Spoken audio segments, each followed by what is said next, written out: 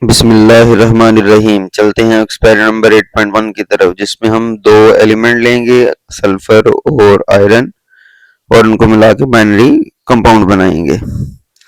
सबसे पहले हम 5.6 ग्राम आयरन लेते हैं, जो कि पाउडर फॉर्म में होना चाहिए।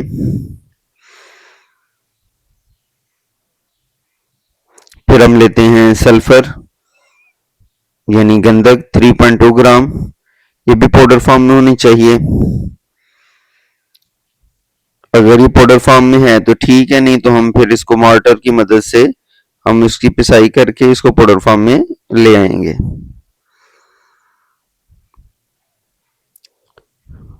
गंधक और आयरन को मिक्स कर लें, यानी सल्फर और आयरन को मिक्स कर लें। मिक्सिंग अच्छी तरह से होनी चाहिए, प्रॉपर होनी चाहिए।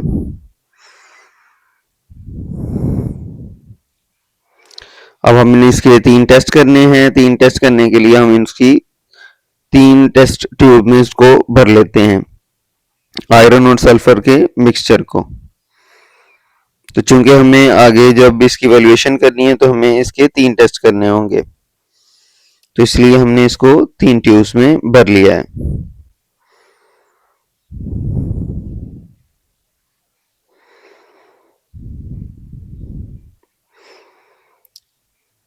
सबसे पहले हम एक ट्यूब लेंगे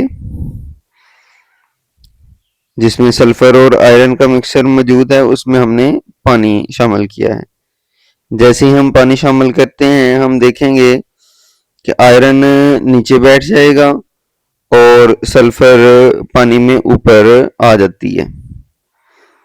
हम इसको हिला रहे हैं। हिलाने के बाद देखें, अगर आपको नजर आ रहा हो तो आयरन नीचे बैठ गया हुआ है, जबकि सल्फर जो है ना वो ऊपर पानी के ऊपर तैर रही है। अब हम जो दूसरी टेस्ट ट्यूब थी वो लेंगे और उसमें ACl को ऐड करते हैं। जैसे ही हम ACl को इसमें ऐड करेंगे, हम देखेंगे कि मिक्सचर में जो मौजूद आयरन है वो ACl के साथ रिएक्ट करता है।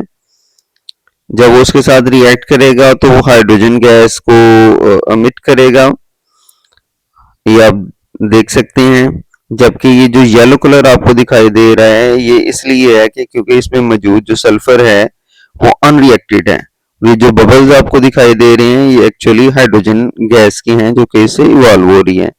असल में मिक्सचर में मौजूद जो आयरन है वो रिएक्ट करता है एसिड के साथ और हाइड्रोजन गैस खारिज होती है, जबकि सल्फर वैसी रहती है। अब हम थर्ड ट्यूब को लेंगे और थर्ड ट्यूब को हम फ्लेम में गर्म करते हैं। जैसे ही हम इसको गर्म करेंगे, आप देखेंगे कि सल्फर और आयरन का जो मिक्सचर है वो मेल्ट होना शुरू हो जाएगा। जब ये मेल्ट होंगे तो आयरन सल्फर के साथ मिलके एक डार्क ब्लैक कलर का कंपाउंड बनाएगा, जो कि एक हमारा बाइनरी कंपाउंड है। इसे बाइनरी कंपाउंड इसलिए कहते हैं क्योंकि इसमें 2 एलिमेंट शामिल हैं, आयरन और सल्फर।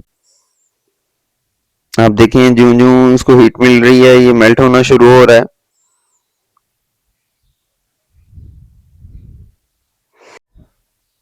मुसलसल हीट करने से ये जो आयरन और सल्फर का मिक्सचर था, अब ये कंपाउंड बन गया हुआ है और ये फिर सल्फाइड में कन्वर्ट हो गया हुआ है। अब हम मैग्नेट टेस्ट करते हैं। अब देखें ये मैग्नेट उसे अट्रैक्ट नहीं कर रहा। अब एक दूसरी टेस्ट ट्यूब में पानी लिया, पानी में मैंने फेरस सल्फाइड को डाला, यानी जो हमारा कंपाउंड बना था उसको डाला।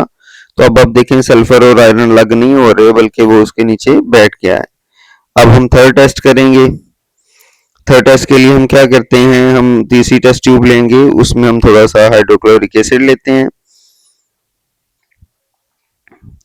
हाइड्रोक्लोरिक एसिड लिया।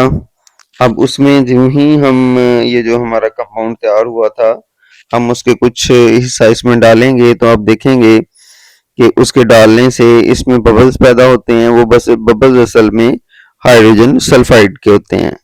तो अब हम इसका रिजल्ट करेंगे। रिजल्ट के लिए हम ये टेबल लेते हैं जी। अब हम चलते हैं ऑब्जर्वेशन की जानब। Number 1, action of magnet. Before heating iron और सल्फर के मिक्सचर में से आयरन मैग्नेट के साथ अट्रैक्ट हो जाता है। आफ्टर हीटिंग, जब आयरन सल्फर के साथ मिलकर फेरस सल्फाइड बना लिया, तो फिर मैग्नेट का कोई इफेक्ट उस पर नहीं होता। Number 2, add water and shake. जब हमने बिफोर हीटिंग उसमें पानी डाला तो हमने ये देखा कि सल्फर पानी की सतह के ऊपर तैरना शुरू कर गई, जबकि आयरन जो है ना उसमें नीचे बैठ गया। जब हमने उसको हीट कर लिया और वो फेरस सल्फाइड में कन्वर्ट हो गया, तो फिर हमने देखा कि फेरस सल्फाइड पानी में नीचे बैठ जाता है, इसमें सल्फर कोई भी अलग नहीं होती। जबकि हम एसिड्स की बात करें तो हीटिंग से पहले हमने ये देखा कि जब हमने आयरन और सल्फर के मिक्सचर में एसिड डाला तो उसमें हाइड्रोजन गैस इवॉल्व हुई और सल्फर जो है ना वो अनरिएक्टेड रह गई। जबकि जब हमने हीट करने के बाद फिर सल्फाइड में कन्वर्ट हो गया तो हमने देखा कि उसमें से हाइड्रोजन सल्फाइड गैस हासिल हुई। अब हम रिजल्ट की बात करते हैं। तो रिजल्ट में हमने देखा कि बिफोर हीटिंग आयरन और सल्फर अपनी प्रॉपर्टीज को रिटेन करते हैं और इन्हें किसी भी फिजिकल मेथड के जरिए अलग किया जा सकता है, जैसे बाया मैग्नेट। जब हमने इसको हीट अप कर लिया तो हमने देखा, जब हमने इसको हीट अप कर लिया तो ये फेरस सल्फाइड बन गया। फेरस सल्फाइड बनने के बाद आयरन और सल्फर ने अपनी प्रॉपर्टीज खो दी। अब वो मैग्नेट की तरफ अट्रैक्ट नहीं होते, अब वो एक बाइनरी कंपाउंड में कन्वर्ट हो गए हैं। उम्मीद करता हूँ आपको वीडियो पसंद आई होगी। आपकी दुआओं का ताला मोहम्मद